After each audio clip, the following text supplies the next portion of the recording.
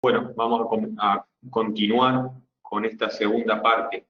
Acá tendríamos, a ver, un cachito, ¿puedo ver? Sí, sí, podemos ver. ¿No? No, No, este. claro. Sí. Yes. Nos quedan 3 disertaciones: patología de la aorta, síncope y un pequeño resumencito de electrocardiografía que agregué en esta oportunidad. En cuanto a la patología de la aorta, es otra enfermedad, no tanto va a estar dividida en dos, en aneurisma y disección de aorta. La disección de aorta, como vimos hoy al principio, por eso comencé con hipertensión, patología grave que no es de tan poca frecuencia de aparición tampoco, y que cuando aparece es una patología sumamente grave y que no puede pasarse por alto. Y que en realidad no es la frecuencia de aparición, sino la frecuencia de sospecha que tenemos que tener. Yo creo que en todo paciente hipertenso y con dolor torácico, la evaluación de todas las situaciones que fuimos viendo es de igual importancia. Del síndrome coronario agudo hay que pensar la embolia de pulmón, hay que pensar la patología de la aorta, porque si uno no lo piensa, se pasa por alto, ¿sí? Como en todas las patologías. El aumento de expectativa de vida, bueno, aumentó la frecuencia de enfermedades crónicas, ¿no? Principalmente del aneurisma de aorta. El diámetro de la aorta en adultos, en su origen es de aproximadamente unos 3 centímetros, en aorta descendente y 2,5 centímetros en aorta torácica y 2 centímetros en aorta abdominal. Bueno, la pared tiene una íntima, una media y una adventicia, como ustedes saben, una íntima fina, en la cual se encuentra el endotelio, el tejido conjuntivo y la lámina elástica interna. La media un poco más gruesa, con células musculares lisas y la matriz extracelular, y en la adventicia el tejido conjuntivo exclusivamente.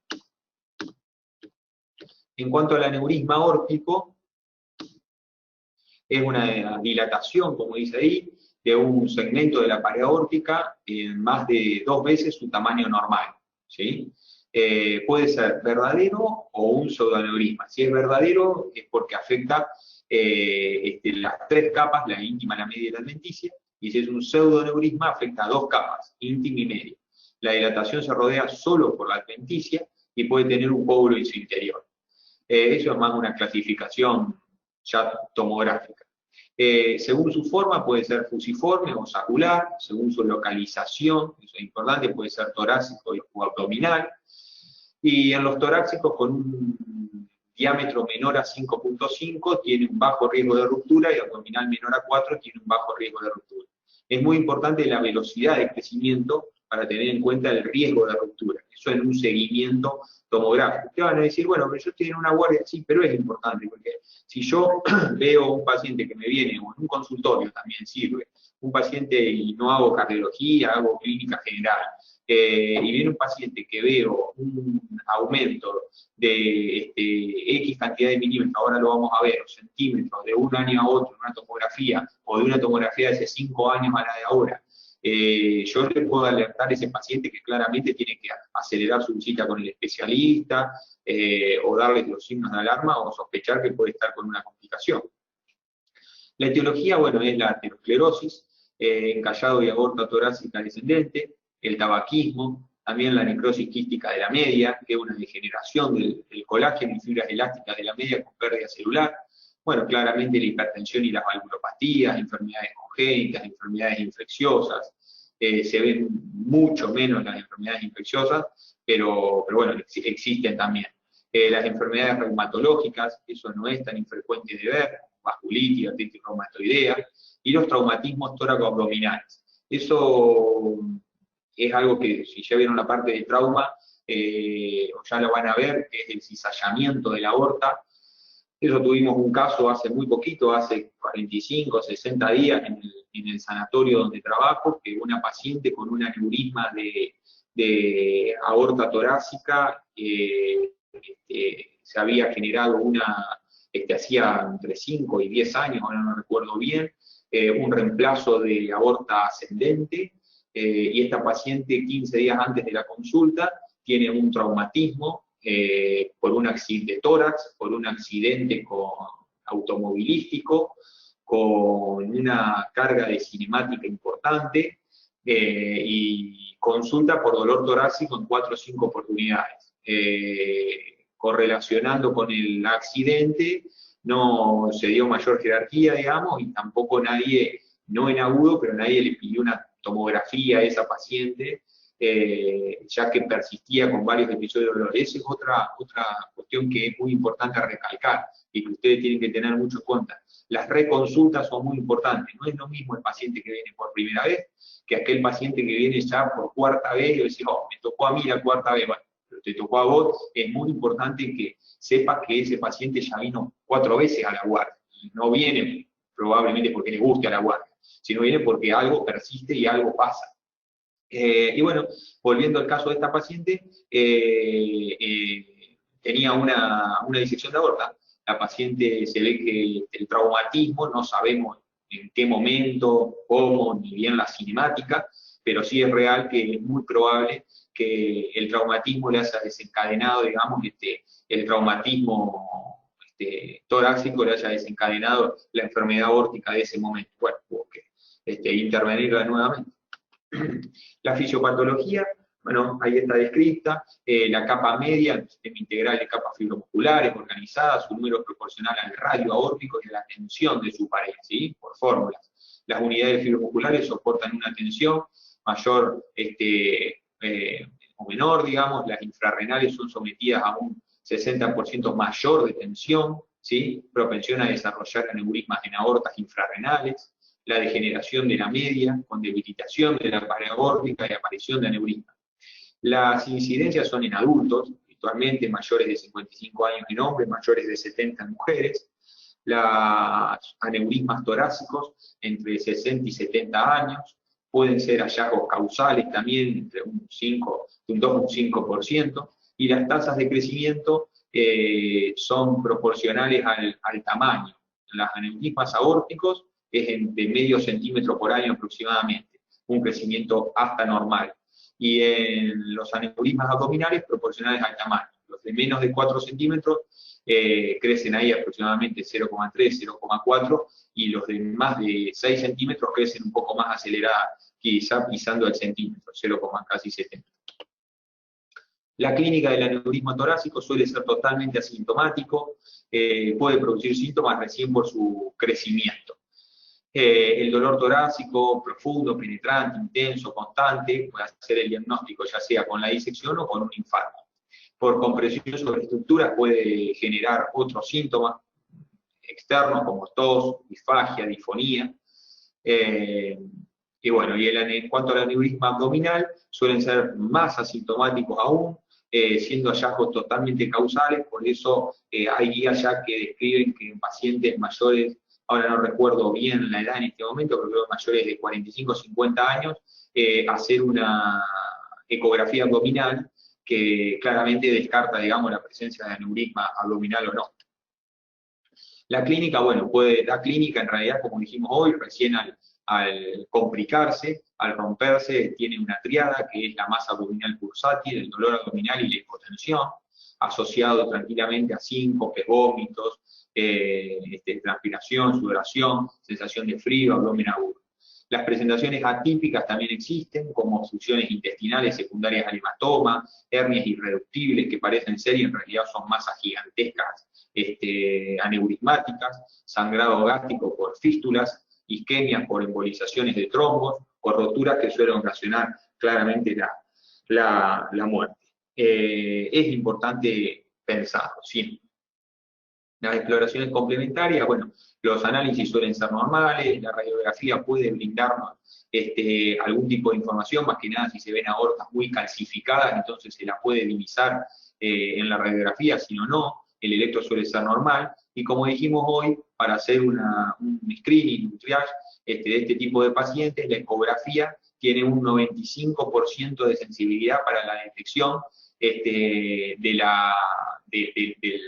diagnóstico del aneurisma, ¿no? No para la rotura, sino para encontrar el aneurisma. O sea, tiene una proporción de falsos negativos muy bajas, ¿sí? La tomografía tiene alta sensibilidad y especificidad, ¿sí? El tema es el traslado del paciente y la accesibilidad, al igual que la resonancia y la radiografía. El tratamiento es estabilizar al paciente si se complicó, controlar dolor y disminuir la tensión de la pared del vaso. Y el aneurisma abdominal, dependiendo de su tamaño, si tiene más de 5 centímetros de diámetro, la rotura es más probable, por lo cual se recomienda el tratamiento quirúrgico con injerto sintético, excepto contraindicación por otra patología. La rotura o la amenaza de un aneurisma exige una intervención de urgencia, ¿sí? Y tienen un riesgo quirúrgico alto. La rotura. En cuanto al aneurisma torácico, el tamaño son 5,5 centímetros, se produce, digamos, se procede a realizar la cirugía de reemplazo aórtico, y en el síndrome de Marfan hay mayor probabilidad de rotura, digamos, ¿sí? El riesgo de muerte, si es programado, es menor, digamos, es del 10 al 15%, y se utilizan beta bloqueantes, digamos, para disminuir la tensión de la pared y el riesgo de rotura en este tipo de pacientes. Esto, el tamaño es porque, digamos, la mortalidad que tiene hasta ese tamaño superaría, digamos, la mortalidad de la cirugía, la mortalidad de rotura con menor de ese tamaño, ¿no? Entonces, si se entiende. Por eso se aplica ese tamaño al día de hoy para practicar una intervención quirúrgica, es decir, ¿por qué no se opera con 4,5 centímetros si ya no es normal? No, porque la mortalidad intraoperatoria no es del 1%. Uno o dos pacientes de cada 10 se mueren. O sea, el riesgo no es menor. En cuanto a la disección de aorta, bueno, patología ya claramente grave, eso es un desgarro, ya sea circunferencial o transversal, primario de la íntima, con disección secundaria entre la íntima y la media, formándose lo que se llama la falsa luz. Se suele propagar distalmente, pero también puede hacerlo proximalmente. O sea, si tenemos un aneurisma a nivel de subclavia izquierda, habitualmente la disección es hacia abajo, ¿no es cierto? Hacia aorta torácica y descendente, no hacia tronco brachiocefálico o carótido, sino hacia abajo. El flujo pulsátil aórtico puede generar un segundo desgarro al final del trayecto, produciendo reentradas de luz desde la luz falsa, falsa a la luz verdadera, digamos, ¿sí? Es como que uno ahora lo va a ver, se hace como una banana, digamos, alrededor de la aorta, es la imagen que ustedes van a ver. Ahí está donde viene la circulación de sangre normal, por aquí, ¿sí? Y se produce ese desgarro de la íntima, de la pared más interior que contacta con endotelio y sangre, y ahí es donde se produce la disección. Lo que decía es que la disección puede trombosarse y finalizar ahí, o puede tener un reingreso nuevamente hacia la circulación normal de la sangre. La localización puede ser, son dos las clasificaciones, digamos, pero básicamente recuerden que puede ser ascendente, encallado y descendente, o ascendente o callado aórtico, o la tipo 3 descendente distal a la subclavia izquierda, ¿no? Y la clasificación más simple, que es la de Stanford, las clasifica en tipo A y tipo B. La tipo A es claramente de tratamiento quirúrgico y la tipo B médico. Son una pregunta más académica, más de algún tipo de examen que también es interesante. La tipo A es la que afecta exclusivamente a aorta ascendente, ¿sí? Hasta subclavia, o sea, de subclavia a anillo aórtico, de subclavia izquierda hacia anillo aórtico, para atrás. Todo lo que afecte eso es tipo 1, y lo que afecte posterior a subclavia izquierda, que no afecta a aorta ascendente, es de tratamiento médico, digamos. Se trata quirúrgicamente si existen complicaciones, como persistencia de dolor o, digamos, alguna otra complicación. Y el tiempo de evolución, aguda menor a 2 semanas o crónica mayor a 2 semanas. A veces es muy difícil poder establecer si son agudas, subagudas, crónicas. Ahí tenemos, ¿no? La tipo A y B, ¿sí? Que es más simple. La A, digamos, el compromiso es desde la subclavia izquierda, ¿sí? Tiene que tener compromiso de la subclavia izquierda. Después, si tiene compromiso posterior, bueno, sigue siendo A, pero tiene que tener sí o sí compromiso desde antes de la subclavia izquierda. Si tiene compromiso después de la subclavia izquierda, ya es el tipo B, que es la distal. Fíjense que está totalmente íntegro hasta subclavia izquierda, ¿no? Carotida derecha, tronco, subclavia izquierda. Desde la subclavia izquierda para abajo, tipo B. De la subclavia izquierda para arriba, o para abajo también puede complicar, la tipo A, ¿sí? La etiología se debe claramente al deterioro de la pared arterial, que en más del 80, 75, 80% de los casos es por hipertensión, pero también puede verse en enfermedades como Marfan, Ehlers-Danlos, anomalías como coartación, ductus persistente, valvulopatías aórticas, lupus, arteritis de célula gigante, Takayasu es infrecuente, pero se ve. Yo en estos años he visto dos, por lo cual se ven. Gestaciones insanas en el tercer trimestre, consumo de cocaína, lesiones traumáticas torácicas y abdominales, que la gente que hace trauma hospitalario en los hospitales lo ve, no de manera eso tan infrecuente por esa cinemática de los traumas torácicos en accidentes de tránsito. Hoy los accidentes de tránsito, con el uso, digamos, de todas las precauciones que tienen los autos, con los airbags y los cinturones de seguridad, los pacientes quedan vivos, pero empezamos a ver, digamos, hace varios años traumatismos que antes no veíamos porque los pacientes morían, digamos, ¿no? Ahora con todos la prevención que tienen los autos frente a la accidentología, vemos lesiones que antes no se veían, ¿sí? Muchos tipos, podríamos hablar horas de lesiones traumáticas que antes no se veían y ahora sí, por las medidas de precaución, ¿no? Que salvan la vida, pero generan también algunas complicaciones. La fisiopatología, la presentación es una enfermedad arteriosclerótica por debilidad de la capa media, se producen desgarro de íntima, cambios degenerativos en la media, y la fuerza hemodinámica del sangrado, que en vez de ser laminar como en el flujo normal, se vuelve turbulento, es la combinación de tres factores para generar la disección aórtica, hacia una luz falsa. La incidencia, fíjense, es de 5 a 10 por cada 100.000 habitantes, por lo cual, si hablamos de 10, o sea, estamos hablando de que en una ciudad de Santa Fe, donde aproximadamente rondamos los 400.000 habitantes, podemos llegar a ver 40 disecciones de aorta. O sea, no es tampoco sumamente infrecuente.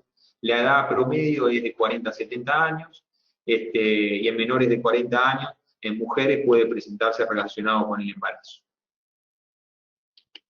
La clínica es variable dependiendo la velocidad de cómo se instaure esto, la cantidad y localización de arterias afectadas y el compromiso de terrenos vecinos. Porque no es lo mismo una disección tipo E posterior a subclavia o una disección tipo A que comienza en subclavia izquierda que una disección tipo A que comprometa aorta ascendente con carótida, tronco brachiocefálico, carótida derecha, subclavia izquierda, con disección de carótida hacia cuello, o sea, es otro tipo de presentación.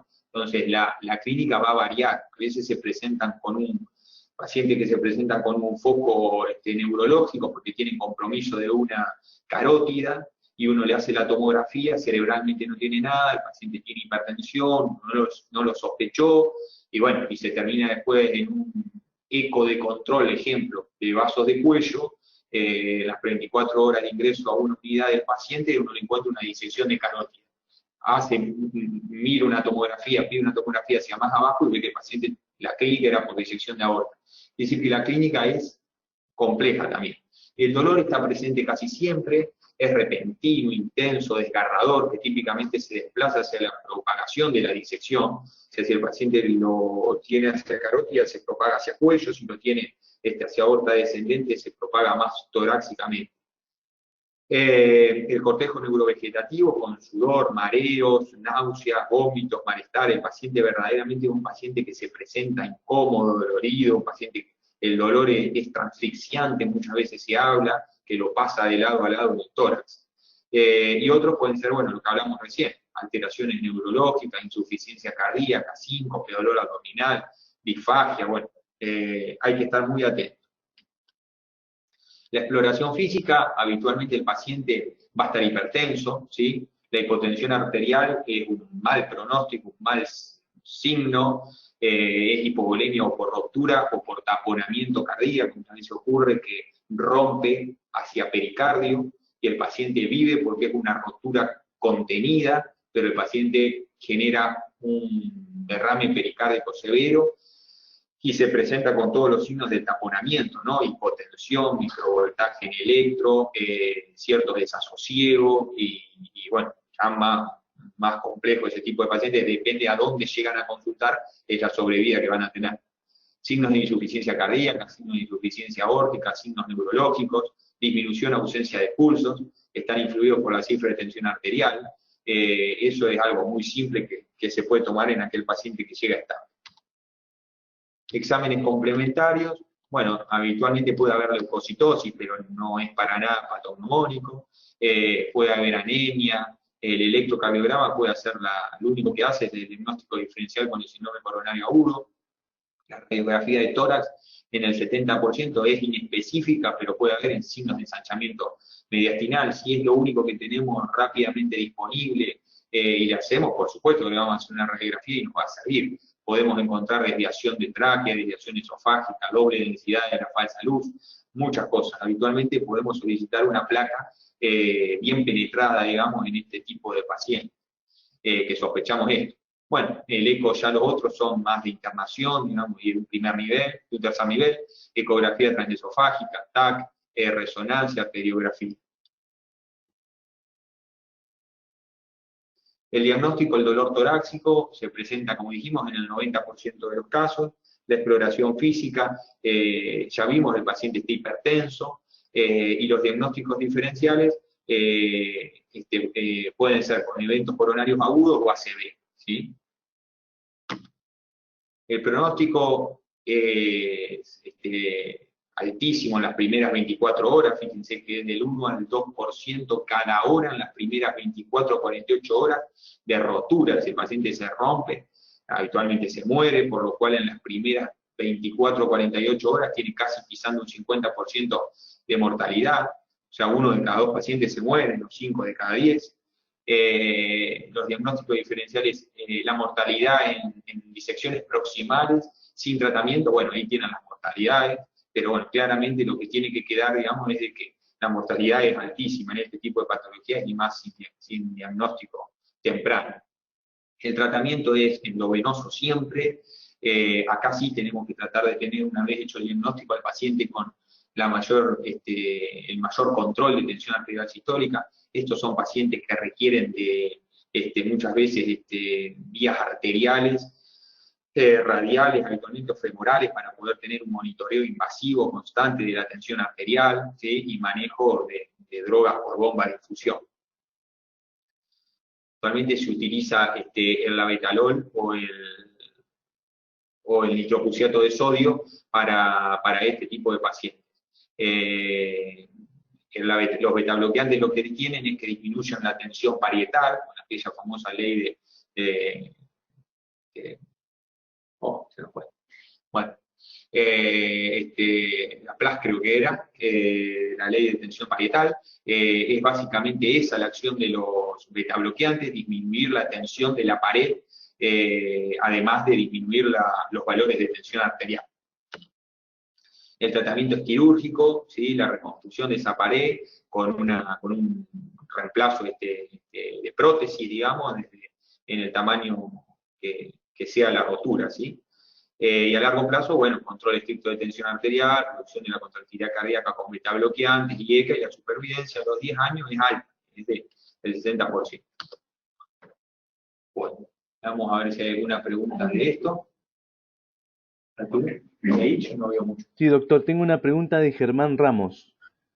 Él pregunta, Sí. ¿la incidencia de 5 a 10 cada 100.000 habitantes es anual? Sí, es anual. Sí, es anual. Por eso no es tampoco, ¿no? O sea, 40 pacientes se van a presentar por una disección de aorta en la ciudad de Santa Fe, por ejemplo, estadísticamente, ¿no? Probablemente no, esto es todo aparición de nuevos casos, ¿no? Incidencia, pero bueno, puede que sí como puede que no. La otra la leo ahí. Buenos días. En casos de diagnóstico de aneurisma, el criterio de derivación es UCO-UTI. En casos de aneurisma, que por ejemplo ustedes lo hagan incidentalmente por una ecografía abdominal que pidieron por un paciente por una gastroenterocolitis o una situación así, es un paciente que, dependiendo del tamaño y si está sintomático, puede esperar a una consulta por ambulatorio. Ocurre que dependiendo de la parte privada puede ser más rápido. En la parte pública no hay que desmerecer la situación y si uno se puede involucrar con ese paciente y dependiendo de dónde está, gestionarle el turno y todo, porque a veces pasa para un turno 60 días, entonces en ese 60 días, bueno, la complicación, uno cuando dice no es urgencia, no es derivarlo el domingo a las 2 de la mañana, ¿sí? Pero si uno tiene la posibilidad de que sea visto el paciente con cierta celeridad, bueno, sería lo ideal. En aneurisma, si la pregunta ya va para la disección de aorta, la derivación es de emergencia a un centro con la complejidad para poder darle la resolución a eso.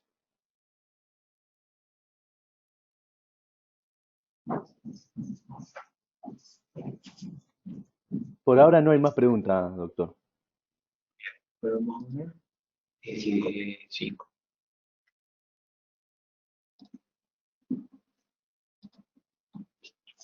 Bueno, el síncope es una de las patologías más importantes para el médico de guardia, porque requiere de mucha sospecha y de mucha información clínica que pueda obtener el médico de guardia, el médico clínico, el médico general, el médico que sea que esté haciendo la guardia, digamos.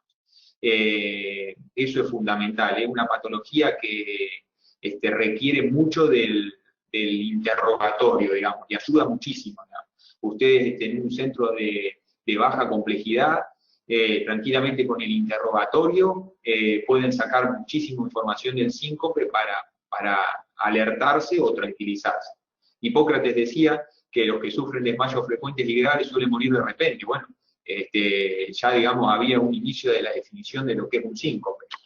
El síncope es la pérdida súbita del conocimiento con recuperación ad integrum, o sea, eso es la definición de la palabra síncope científicamente, digamos, ¿no? El paciente, y es muy importante esto, ¿por qué? Porque uno, con esa definición en mente, uno hace el diagnóstico de síncope porque la evaluación no va a ser la misma de una hipotimia que de un síncope.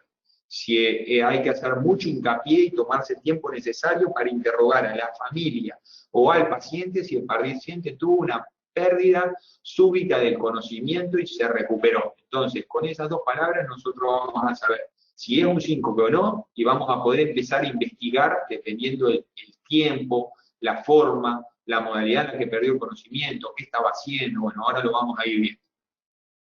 Esta guía de 2018 de la Sociedad Europea de Cardiología describe al síncope en el contexto de una pérdida transitoria del conocimiento, lo ponen ellos. La presentación clínica, digamos, si tuvo caída o alteración de conciencia, ¿sí? Si tuvo coma, o si fue una muerte súbita recuperada, o si es otro, digamos, ¿no? Entonces, hay que distinguir todas esas cosas. Si fue algo traumático, si tuvo pérdida de conocimiento, esa es la palabra clave, digamos, por eso está entre comillas ahí. Entre decir una pregunta, ¿tuvo pérdida de conocimiento? Sí, no. Si no tuvo pérdida de conocimiento, no es un síncope, ¿sí? Sí o sí el paciente tiene que haber perdido el conocimiento para poder empezar a desglosar todo lo que es el síncope. Y el resto de las preguntas, si fue transitorio, si el comienzo fue rápido, si duró poco, si la recuperación fue espontánea.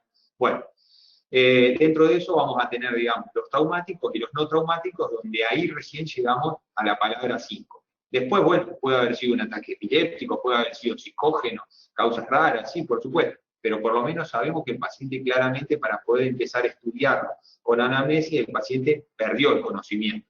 Muchas veces evaluamos pacientes como síncopes que no fueron síncopes. Entonces, se complejiza todo, digamos, ¿sí? El que no sabe lo que busca, no va a entender lo que encuentra.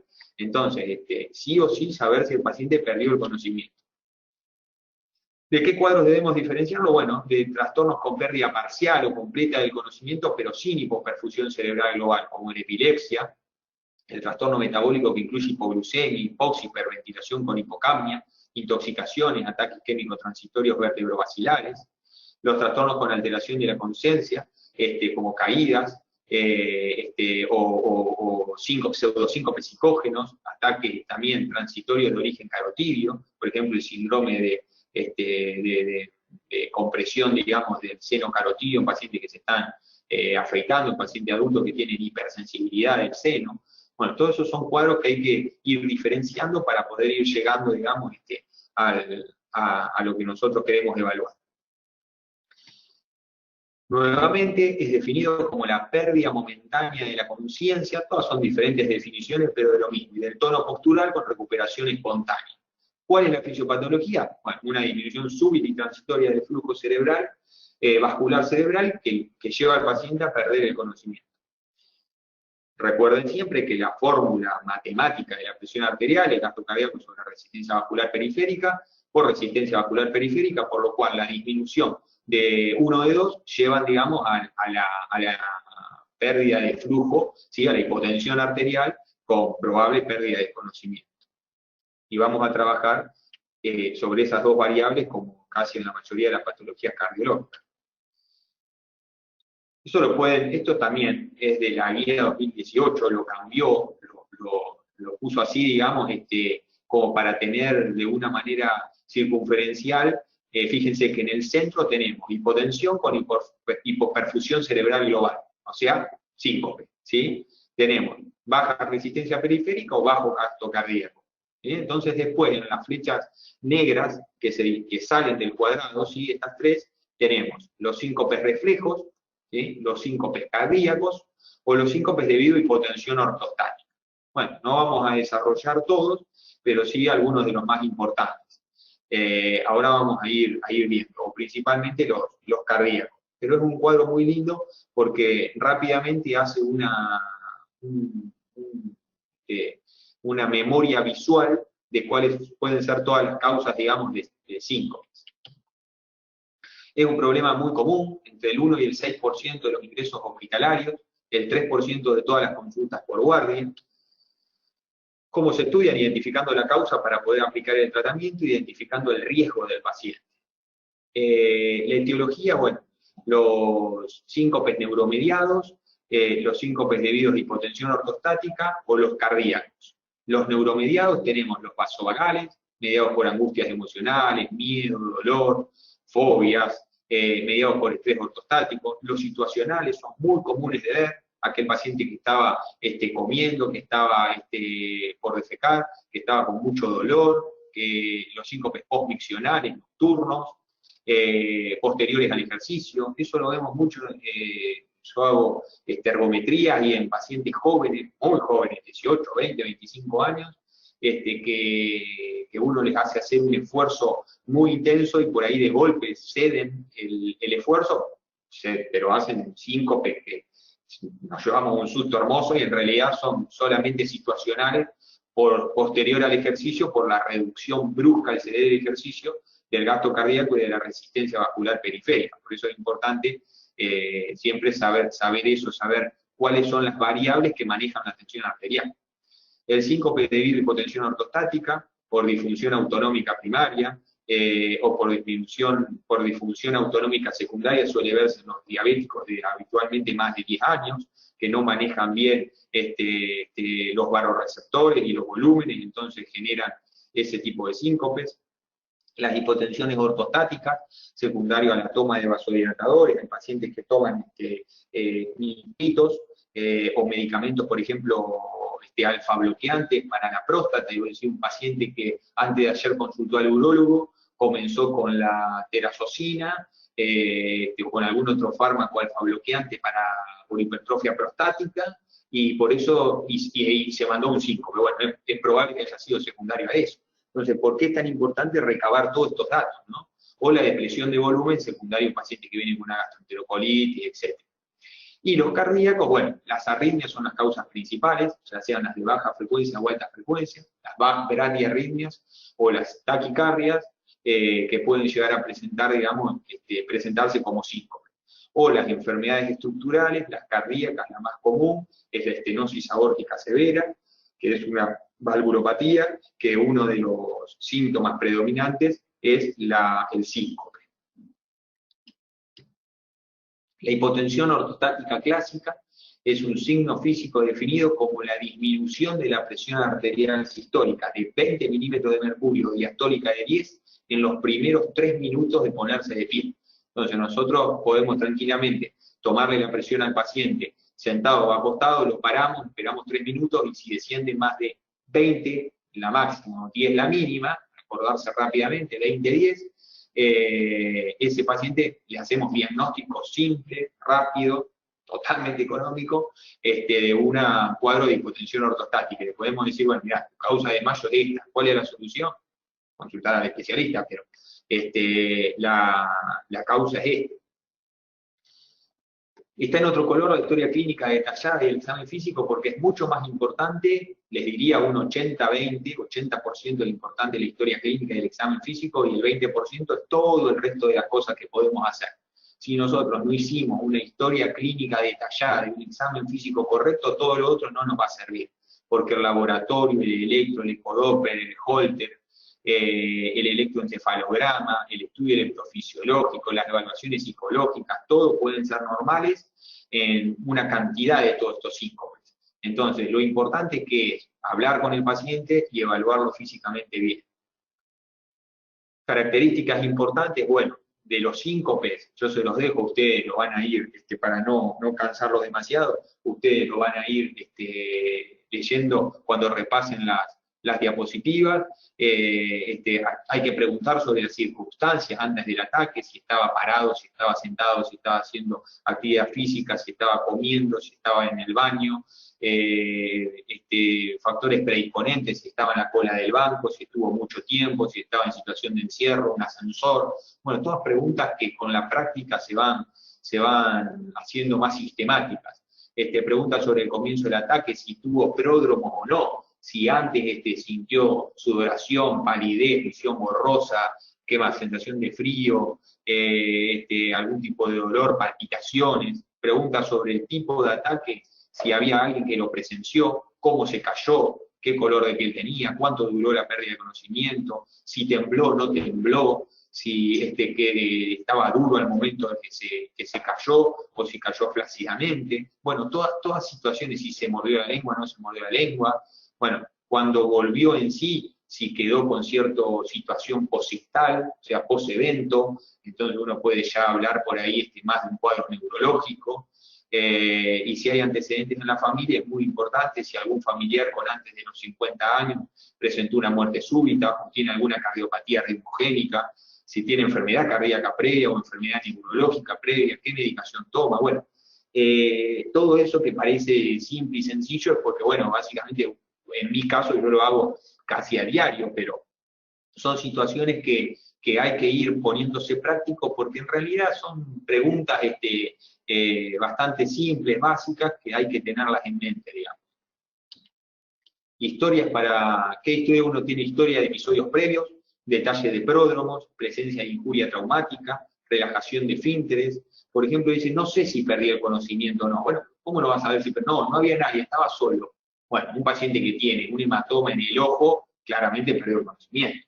Un paciente que se orinó y se defecó, claramente perdió el conocimiento. Entonces, esas son 2 o 3 estrategias que nos suman porque son cosas que pasan, ¿no? A veces no puede terminar de definir la pregunta número 1. ¿Perdió o no perdió el conocimiento? El examen físico debe incluir signos vitales en ortostatismo. Para el diagnóstico de hipotensión ortostática ya sabemos cómo hacerlo, ¿sí? Examen para enfermedad carotidia, si tiene soplo carotidio. El masaje del seno carotidio es una situación que no es recomendada en centros que tengan alta complejidad, pues por ahí existen complicaciones como bradicardia o que el paciente se sincope ahí. Entonces, por ahí, dependiendo de la complejidad y la cancha, entre comillas, de cada médico, es el tema del masaje del seno carotídeo. Es algo que no lo pudiésemos recomendar para toda la población, que lo haga toda la población médica. El riesgo, bueno, situación un poco más compleja, más complicada y que por ahí queda ya en manos por ahí del especialista. El síncope, a menos que detectemos, digamos, aquel síncope que uno detecte de paciente joven o que está relacionado con un cuadro claro de deshidratación, con una medicación, aquel síncope que no consideremos de riesgo con la lógica nomás, ¿no? Aquel paciente que no tiene antecedentes, que nunca es el primer evento que sufre, que tiene un electrocardiograma normal, que tiene un examen físico normal. Ese paciente, bueno, lo vamos a poder estratificar nosotros en una guardia convencional. Si no, bueno, habrá que evaluar con el especialista, ¿no? Si tenemos el diagnóstico seguro del síncope, como la hipotensión ortostática, bueno, se hará el tratamiento. Básicamente en esos tratamientos es una buena hidratación, un aumento del consumo probablemente de cosas que contengan sodio, y enseñarle al paciente cómo incorporarse más despacio, etc. Si tenemos un diagnóstico dudoso, bueno, tenemos ahí ya que evaluar si es el primer síncope, si son síncopes recurrentes, y también evaluar, digamos, los antecedentes de ese paciente si tenemos el diagnóstico seguro de síncope. Características clínicas que pueden indicar el diagnóstico. Bueno, el síncope neuromediado, o sea, el síncope vasovagal, ¿sí? Común que uno conoce, es el síncope, como le dije recién, tiene ausencia de cardiopatía, tiene historia de que yo de chiquito, a los 15, 17 años, también hice episodios, probablemente haya tenido pródromos, haya tenido náuseas, visión borrosa. Bueno, el síncope vasovagal es un poco más frecuente y fácil, digamos, de poder evaluar. Esos síncopes vasovagales tienen un bajo riesgo y ni siquiera se internan, ¿sí? Se puede internar tranquilamente ese paciente. Los debidos a hipotensión ortostática también habitualmente tienen historias de los pacientes haber hecho este tipo de eventos. Se dan en bipedestación, pueden estar relacionados con toma o inicio de medicamentos, y si el paciente no sufrió un traumatismo, digamos, y no requiere mayor evaluación, también son síncopes que se pueden evaluar, digamos, por un médico clínico o general. Ya los síncopes que sospechamos origen cardiovascular, habíamos dicho los relacionados a arritmias principalmente, taquicardia o bradicardia. Bueno, primero evaluar si el paciente tiene o no antecedentes, y sí, ya si sospechamos el cuadro, digamos, cardíaco, tienen criterio por lo menos tienen criterio de evaluación por un especialista. Si el especialista después decide no internarlo, bueno, eso ya quedará un poco en manos de él. Pero ahí sí ya entra en juego un poco más, si rápidamente pudimos detectar que es un síncope, rápidamente pudimos descartar que no es vasovagal ni fue por hipotensión ortostática, sino que el paciente sintió palpitación o tuvo una pérdida de conocimiento con un traumatismo claro, digamos, y tiene alguna alteración en los estudios, ya sea en radiografías, en electrocardiogramas, bueno, tienen criterio claro de valoración, digamos. Un poco la edad, también mayor o menor a 40 años, define un poco el riesgo de este tipo de pacientes o la etiología de los síncopes.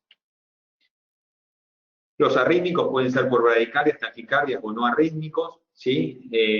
Por bradicardias habitualmente están las disfunciones de los nódulos sinusales o enfermedades del sistema de conducción, que se ve, digamos, en pacientes habitualmente más adultos. Las taquicardias pueden ser primarias o secundarias a eventos coronarios, ¿sí? Por ejemplo, en síndromes eléctricos primarios, como ahí vemos en la diapo, síndrome de Brugada, ajuste prolongado, fibrilación ventricular primaria, bueno, ya más complejo. Investigar, por ejemplo, si el paciente tiene un marcapaso, el marcapaso hace cuánto se lo controló, hace cuánto se lo colocó, puede estar agotándose la batería. Los síncopes no arrítmicos, bueno, los de la estenosis aórtica es muy frecuente, el paciente eso rápidamente, uno apoya un estetoscopio en el examen físico y escucha un soplo aórtico claro, sistólico. Ese paciente seguramente cuenta, es muy probable que cuente una historia de que tiene algo en el corazón, el infarto de miocardio, la miocardiopatía hipertrófica obstructiva, bueno, y algunos otros cuadros que ya vimos. Pero eso se va evaluando ya con el simple interrogatorio del paciente, dirigido, por supuesto. El valor del electrocardiograma, bueno, las anormalidades que sugieren infarto previo o isquemia miocárdica, alteraciones del ritmo, incluyendo los bloqueos auriculoventriculares, completos de segundos grados, los bloqueos de rama, permite el diagnóstico de síncope, fíjense que en un bajo porcentaje de los casos, un 5% de los casos, pero cuando lo confirman, tienen alta especificidad, o sea, poca cantidad de falsos positivos. Es un tema complejo, síncope, pero bueno, si hay alguna pregunta, lo importante, digamos, es que recuerden que el examen físico y el interrogatorio son dos cosas patognomónicas al 100% las cosas que te cuenta el paciente para poder, con la misma lógica, evaluar el riesgo. Doctor, no tenemos pregunta por el momento. Bien.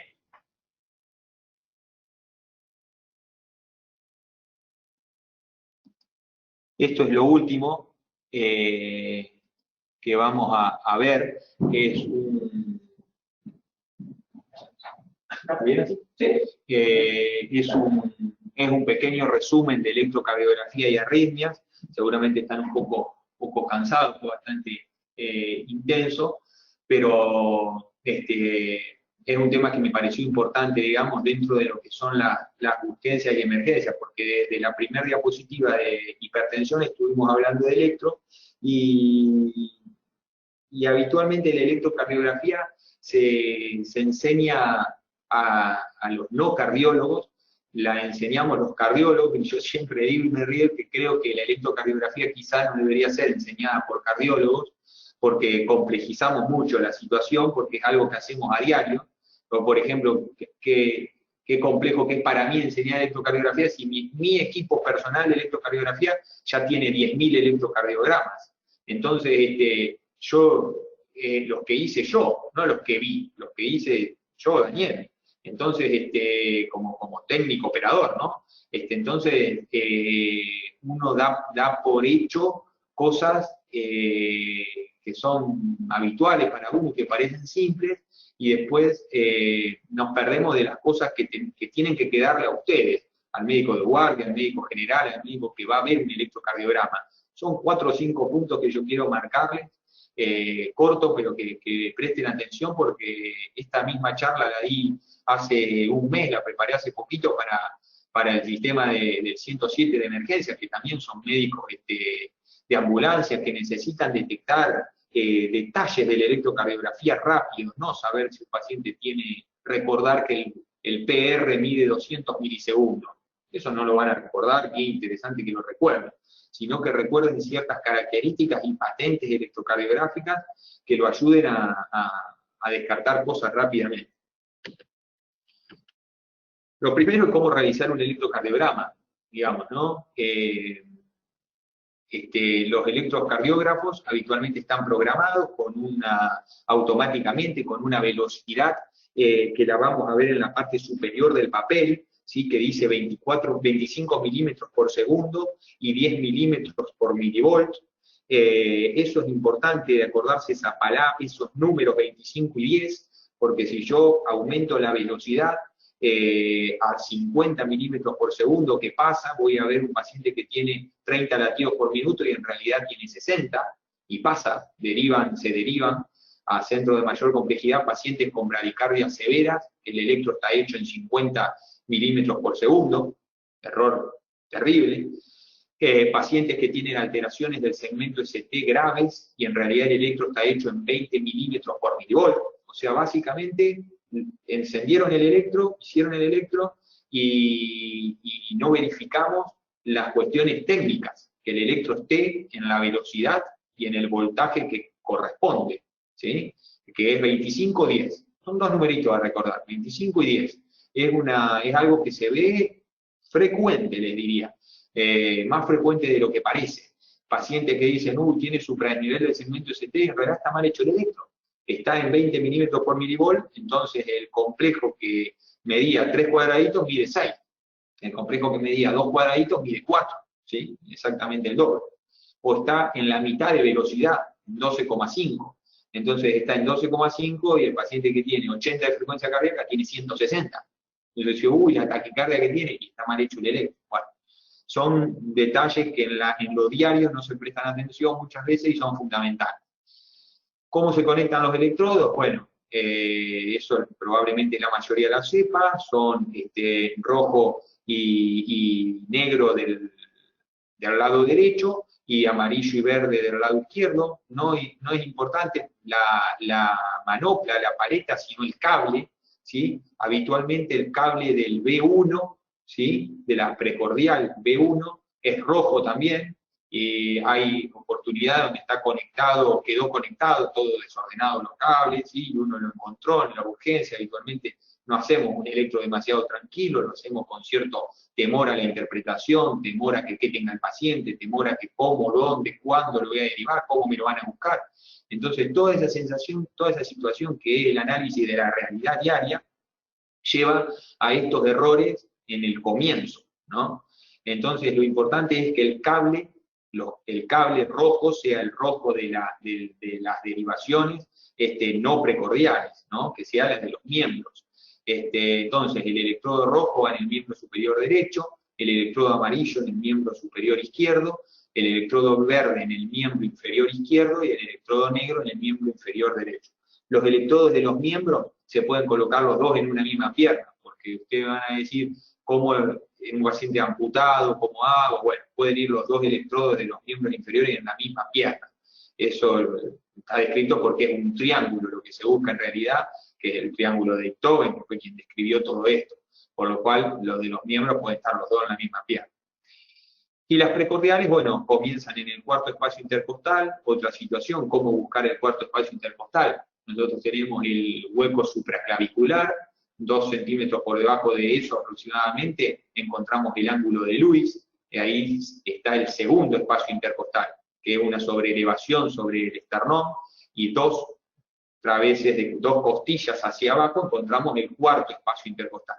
El cuarto espacio intercostal a la derecha encontramos B1, a la izquierda B2, en la línea axilar media, en el quinto espacio intercostal, vamos a encontrar B4, entre el medio de B2 y B4, B3, y ahí se los dejo. Quinto espacio intercostal hacia la izquierda, línea axilar anterior, B5, y línea axilar media, el B6, ¿sí? Tenemos ondas y segmentos, ¿sí? Tenemos la onda P, que es la primer, nosotros le llamamos deflexión positiva, o sea, es la primer onda positiva que aparece antes del complejo QRS, eso se llama onda P, ¿sí? El segmento PR, el complejo QRS, que puede tener diferentes morfologías, y el segmento ST, la onda T. El segmento ST es aquel comprendido entre el punto J, que es esto que yo estoy marcando con el mouse, que es el ascenso de la onda S, ¿sí? Del que es el final del complejo QRS, esa puntita y el comienzo de la onda T, eso es el segmento ST. Eso es lo que está supra o infradesnivelado en los eventos coronarios, ¿sí? Y la onda T. En cuanto al complejo QRS, puede tener un montón de morfologías y es simple en realidad. Q se llama a la primera onda negativa que encontramos, posterior a la P, ¿sí? Ahí, por ejemplo, se llama QRS porque hay Q, o sea, hay una deflexión negativa, después hay una deflexión positiva que se llama R, y hay una segunda deflexión negativa, que sería después de la Q, la segunda deflexión negativa que se llama S. Entonces ahí es donde entra todo el juego con mayúsculas y minúsculas, que ustedes seguro han visto en un montón de lugares, que es RSR, QR, QS, bueno, siempre sabiendo que si nosotros sabemos que la Q es la primera deflexión negativa, si a mí me dicen QS, yo no tengo R, ¿sí? No tengo deflexión positiva y tengo QS. Primera deflexión negativa, segunda deflexión negativa. Si yo tengo, por ejemplo, RS, no tengo Q, o sea, vengo con el PR, sube una deflexión y baja, entonces tengo QS. Bueno, eso es así de simple, solamente que por ahí después se vuelve más complejo.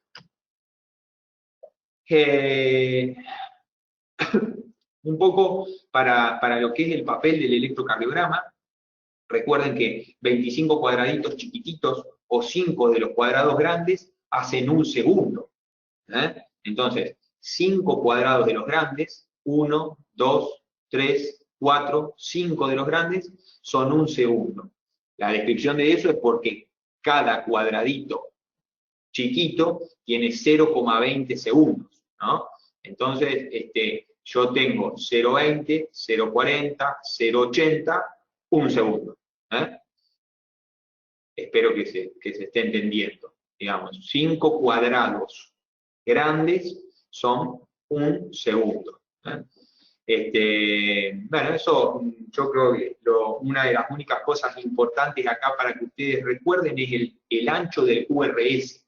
El ancho del QRS son 0,12 segundos o 120 milisegundos o 3 cuadraditos, digamos, porque cada cuadradito chiquito mide 0,04 segundos, o 40 milisegundos. Por eso decimos que un cuadrado chico mide 0,20 segundos, ¿sí? Porque tiene 5 cuadraditos chiquitos tiene cada uno.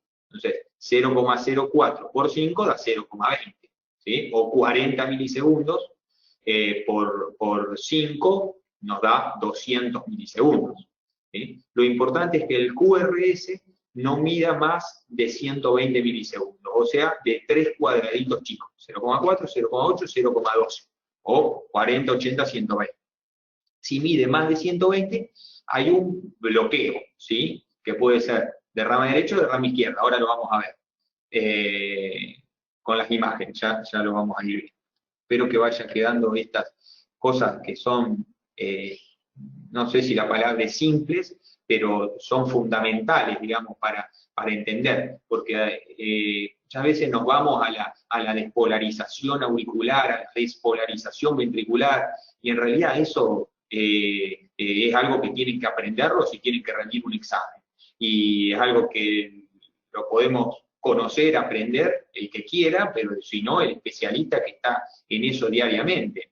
A mí no me pongan a hacer un parto, porque me acuerdo poco y nada, digamos. Pero a eso es a lo que voy cuando nos enfocamos muchas veces en las situaciones que no son para la práctica. El cálculo de la frecuencia cardíaca. Hay 3 formas de calcular la frecuencia cardíaca, en ritmos regulares o en ritmos irregulares. Las 2 primeras son para ritmos regulares. Para ritmos regulares, el método más frecuente de utilización consiste en contar los cuadraditos pequeños que hay entre cada RR, ¿sí? Entonces, si yo tengo, y dividir por 1500, ¿no? Entonces yo cuento, ¿cuántos cuadraditos tengo acá, chiquititos, entre R y R? Tengo 1, 2, 3, 4. Tiene 5 cada uno, tengo 20. Entonces, 1500 dividido 20, que es un estándar, me da 75 latidos por minuto. Eso no tenemos error. Contamos los cuadraditos y nos va a dar exactamente la frecuencia cardíaca que tiene el paciente. La segunda forma es calcular los QRS que hay en 3 segundos. Recordemos que si 5 cuadrados grandes, ahí está en diferentes colores, azul, naranja y verde, eran 1 segundo, entonces contamos cuántos QRS hay en 3 segundos. 1, 2, 3, 4 hay. 4 por 20, ¿sí? Multiplicamos, nos da 80 latidos por minuto. La tercera forma es la que utilizamos la mayoría, que es la regla del 300, ¿sí? Dependiendo en qué cuadrado grande caiga el R, va a ser la frecuencia cardíaca. Si yo cae en el primer cuadrado grande, tengo 300, 150, 100, si cae acá, 75. Entonces, este paciente aproximadamente tiene 80 y pico de latidos por minuto, ¿sí? Es una forma rápida, en ritmos regulares, de sacar la frecuencia cardíaca. Y otra forma, pero para los ritmos irregulares, como por ejemplo en la fibrilación auricular, contamos en el doble de lo que contábamos hoy. En vez de 3 segundos, en 6 segundos, ¿sí? O sea, en 30 cuadrados grandes, ¿sí? 6 por 5, 30. Y lo multiplicamos por 10. Entonces, acá, por ejemplo, nosotros tenemos 1, 2, 3, 4, 5, 6, 7. ¿Sí? 7. Este cae fuera. Este paciente tiene 70 latidos por minuto. ¿Sí? Espero que haya quedado claro. Los bloqueos de rama son 2. ¿Sí? Dependiendo, primero, el diagnóstico de bloqueo de rama se hace con el ancho del QRS mayor a 120 milisegundos, y tenemos, pueden ser de rama derecha o rama izquierda. Seguramente la mayoría de ustedes, decía el día de hoy, lo han tenido probablemente al doctor Musacchio, de clínica médica en la universidad, y él siempre decía, uno de los bloqueos es la M de Musacchio. Bueno, el bloqueo de rama derecha es aquella imagen que tiene, recuerden, R, ¿por qué R? Porque es la primera deflexión positiva. Acá no hay deflexión negativa primera, acá sí. Por eso acá hay QRS y acá hay SRSR. Y R minúscula porque es más chiquita que la segunda R. Entonces, tenemos R, S grande y R grande, ¿sí? R, S, R' se llama. ¿Sí? Esta es la imagen en B1 que nosotros encontramos del bloqueo de rama derecha. Fíjense qué diferente a la imagen que encontramos, que es RS o QS se puede encontrar, del bloqueo de rama izquierda. Esas son dos imágenes que deberían, ojalá puedan quedar fijadas en ustedes para poder rápidamente ver un electrocardiograma y decir, bueno, ¿es un bloqueo de rama izquierda o un bloqueo de rama derecha? En cuanto a las taquicardias, bueno, aquella frecuencia cardíaca que sea mayor a 100 latidos por minuto, y pueden ser regulares o irregulares. Si es regular, puede ser una taquicardia sinusal, común y corriente, o sea, un aceleramiento de los latidos del corazón normal de un paciente. Podemos estar frente a una taquicardia paroxística supraventricular, o una aleteo auricular, o si tiene QRS ancho, a una taquicardia ventricular, ¿sí? Acá va a quedar evaluar la hemodinamia del paciente, ver, digamos, la estabilidad de este paciente, digamos. Si es irregular, estamos frente, seguro, a una fibrilación auricular, ¿sí? Si es rápido e irregular, uno de los únicos diagnósticos que tenemos es la fibrilación auricular. Y si tienen QRS ancho, ahí sí, o estamos en presencia de bloqueo de rama o de taquicardia ventricular. Más difícil, pero por lo menos conceptos que queden claros en ustedes. Las bradiarritmias pueden ser regulares o irregulares. La única bradiarritmia irregular es la fibrilación auricular de baja respuesta ventricular. Es aquella fibrilación auricular, es aquel ritmo irregular, pero que tiene baja frecuencia, menos de 60, y tenemos una fibrilación auricular de baja respuesta ventricular. Si es regular, estamos frente a o un bloqueo auriculoventricular completo o a una bradicardia sinusal, ¿sí? El bloqueo auriculoventricular completo se diferencia claramente porque el paciente tiene los QRS lentos, claramente a menores de 60 latidos por minuto, y cada QRS no está acompañado básicamente de una onda P, ¿sí? Entonces, al no estar acompañado de una onda P, hay lo que se llama una disociación entre la aurícula y el ventrículo. La aurícula marcha a un ritmo y el ventrículo marcha a otro ritmo. Después podemos de acá charlar los bloqueos auriculoventriculares de segundo grado tipo MOVID 1, MOVID 2. Bueno, eso es a donde yo voy un poco, que en situaciones así es importante saber estas cuestiones que son las de mayor gravedad. Recordar siempre que los ritmos de paro cardíaco son la taquicardia ventricular sin pulso, la fibrilación ventricular, la sistolia y la actividad eléctrica sin pulso. Ya más científico, pero una pregunta de examen, por ejemplo, ¿cuáles son los ritmos de paro cardíaco? Son estos 4, ¿sí? Después, ¿cuál es el accionar con cada uno? Bueno, eso ya en paro cardiorrespiratorio. Y casi finalizando, calculo el electrocardiograma en la cardiopatía isquémica, podemos tener alteraciones tanto en la onda T, en el segmento ST, o en las ondas Q. Y atención, porque podemos tener un supradesnivel del segmento ST, que como dijimos hoy es signo de oclusión de una arteria. Si yo tengo un paciente con ese segmento que vimos hoy, entre la finalización del QRS y el comienzo de la T, que está supradesnivelado, es la oclusión de una arteria, es una emergencia cardiológica. Y el infradesnivel del segmento ST es signo de isquemia, pero no de oclusión, o sea, hay un sufrimiento cardíaco, pero la arteria no está ocluida. La localización de las lesiones, si ustedes ya hicieron el electrocardiograma y todo y encuentran un supradesnivel o un infradesnivel del segmento ST, pueden localizar rápidamente dónde está la lesión de la arteria, si está en qué cara del corazón. Rápidamente, no vamos a hacerlo muy complejo, en la cara anterior, inferior o lateral. Si está en la cara anterior, están las precordiales de B1 a B6, puede estar de B1 a B2, de B1 a B3, dependiendo. Si es inferior, en la cara inferior del corazón la miran D2, D3 y ABF, y si es lateral, la cara lateral la miran B1 a BL, B5 y B6, y quien quiera profundizar un poco más puede ser cara lateral alta, de 1 a BL o baja, B5 o B6. Alteraciones electrolíticas. En un lugar donde no tenemos acceso al laboratorio, el paciente vino con un cuadro de diarrea y lo tenemos probablemente con calambres, y le hacemos un electrocardiograma y encontramos ondas T aplanadas, descensos del ST y onda U, que es aquella onda que se encuentra no habitualmente posterior a la onda T, y es mayor que la onda T. Estamos probablemente frente a una hipocalemia, una hipopotasemia.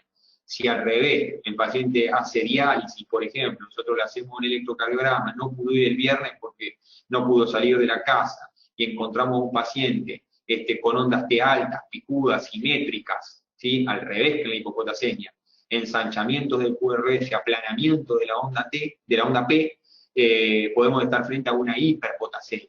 ¿Sí? Y bueno, algunos otros trastornos también del calcio que pueden generar cambios electrocardiográficos. Recordar que siempre cuando uno va a hacer un análisis del electrocardiograma, lo primero a verificar que el electrocardiograma esté bien hecho, que esté, como dijimos hoy, eso es una cosa que ojalá se la lleven y siempre la miden y recuerden decir, uy, che, mirá, hay que mirar siempre esto, por más que lo haya, sea tu electro, vos lo hayas dejado seteado como corresponde y todo, vino alguien que quiso jugar a las 3 de la mañana con el electrocardiograma y te lo modificó. Y vos no lo miraste, no le prestaste atención. Es lo fundamental que hay que prestar atención. ¿Cómo está hecho el electrocardiograma? O cómo está seteado el electrocardiograma. Y recordar si los ritmos son regulares o irregulares, si tienen QRS ancho o QRS angosto, si están taquicárdicas o bradicárdicas, y la hemodinamia del paciente para la toma de conducta. Y drogas que habitualmente son de posible uso, y que nos encontramos en la mayoría de los lugares, son la medarona, la lidocaína y la atropina. Dependiendo de la situación, probablemente en la clase que tengan de paro cardíaco, le expliquen un poco cómo usar estas drogas y dependiendo de la situación. ¿Sí? Bueno, y acá finalizaríamos. ¿Guido? Sí, doctor, tengo una pregunta de Rosario.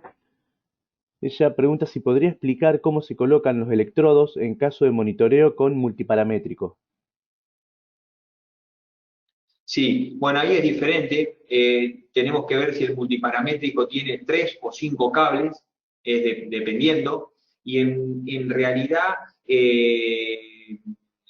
habitualmente a veces es variable con el fabricante, porque si no, si tienes 3 electrodos y tenemos los electrodos convencionales, amarillo, rojo y negro, habitualmente el rojo va en el hombro, por debajo del hombro derecho, amarillo por debajo del hombro izquierdo, y negro lo podemos utilizar en la posición de un B2, de un B3 o de un B4. Si tiene 5 electrodos, ahí es más como el electrocardiógrafo probablemente, se puede utilizar como se coloca, utilizar de miembro superior el hombro, utilizar de miembro inferior la línea axilar anterior derecha, alrededor, digamos, de una de las últimas costillas, e igualmente del otro lado con el cable amarillo y verde. Y el central, que habitualmente suele ser blanco, cuando hay 5 cables, utilizarlo como una precordial de B2 o B5.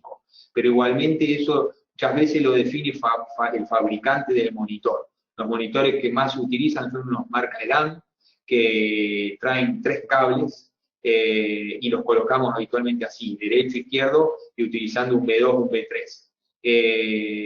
Y las derivaciones que trae es de 1, de 2, de 3, los monitores habitualmente, y bueno, no, ahí ya no te podés guiar mucho por el registro electrocardiográfico, porque como para ver, a veces salen ondas más positivas o negativas dependiendo, y también dependiendo del tórax del paciente. Es más difícil, no hay una definición universal de cómo utilizar los electrodos de los monitores. Habitualmente lo que se dice es que es por fabricante, digamos. El fabricante te dice cómo se utilizan, al igual que los electrodos de Holter. Los electrodos de Holter lo define el fabricante. Sí, esa es la respuesta. Perfecto, doctor. Muchas gracias, dice Rosario. Tengo Bueno, una pregunta de María Eugenia Rolón. Bueno, no sé si es una pregunta, pero se la leo y en todo caso usted aclare. Dice, en un paciente con FA de alta respuesta que se presenta con una duración menor a 48 horas, la indicación es amiodarona. Si es mayor de 48 horas, es digoxina. No sé si es una pregunta o una aclaración que hace. no, calculo que es como pregunta. Las fibrilaciones auriculares, eh, por su duración, como muy buena la pregunta, y lo dice, se definen en más o menos de 48 horas, pero por el riesgo embólico. Aquel paciente que uno no puede confirmar el comienzo agudo de la fibrilación auricular, lo tiene que tomar como antes se llamaba de duración desconocida, ahora se llama de origen temporal incierto, la CFA-OIT, que uno tiene que tomarlo como no sabe el origen, sino puede confirmar que es menos de 48 horas. Si uno confirma, por ejemplo, un paciente que se hizo un prequirúrgico ayer viernes y me consulta hoy sábado y me muestra el electro, es donde yo tengo la certeza de que el paciente estaba en sinusal y ahora está en fibrilación auricular. Ese paciente puedo revertirlo con amiodarona si tengo un lugar monitoreado como para poder aplicar amiodarona. La amiodarona se hace nunca en bolos, salvo, digamos, en la parada cardiorrespiratoria, con fibrilación ventricular o taquicardia ventricular sin pulso refractaria, ya lo van a ver seguramente. Si no, la amiodarona no se hace en bolos, se hace en dosis de carga y mantenimiento por miligramos kilo. Y si el paciente también se pueden aplicar betabloqueantes, etc. Y si el paciente tiene una fibrilación auricular de alta respuesta ventricular de más de 48 horas, crónica o de origen temporal incierto, el tratamiento es buscar la causa inicialmente. Si el paciente está en insuficiencia cardíaca, es la única indicación de digoxina. Fibrilación auricular más insuficiencia cardíaca, en los libros hoy, 2020, es la única indicación. Después lo utilizamos también cuando un poco se queman los papeles, que los pacientes no bajan la frecuencia, etcétera. Bueno, pero la fibrilación auricular, la única indicación es la insuficiencia cardíaca más fibrilación auricular. Si la causa no es insuficiencia cardíaca, por ejemplo, el paciente tiene de base una fibrilación auricular y está haciendo medicamentos para adrenérgicos, por ejemplo, por una rinitis o porque está tomando medicamentos por un síndrome gripal y le aumentó la frecuencia o tuvo algún abuso de alguna sustancia o suspendió la medicación, la indicación es que corrija la causa y betabloqueantes en realidad. No digoxina si no está en insuficiencia cardíaca. ¿Podría hacer mención a dosis y drogas en paro cardiorrespiratorio, Sí, en el paro, digamos, la atropina se sacó ya de la última guía 2015 de la parada cardiorrespiratoria, sino que tenemos adrenalina exclusivamente, digamos. Y las drogas en parada cardiorrespiratoria son lidocaína o amiodarona en aquellos pacientes que no revierten a la desfibrilación. Recordemos que hoy la estrella de las arritmias en las paradas cardiorrespiratorias es la desfibrilación.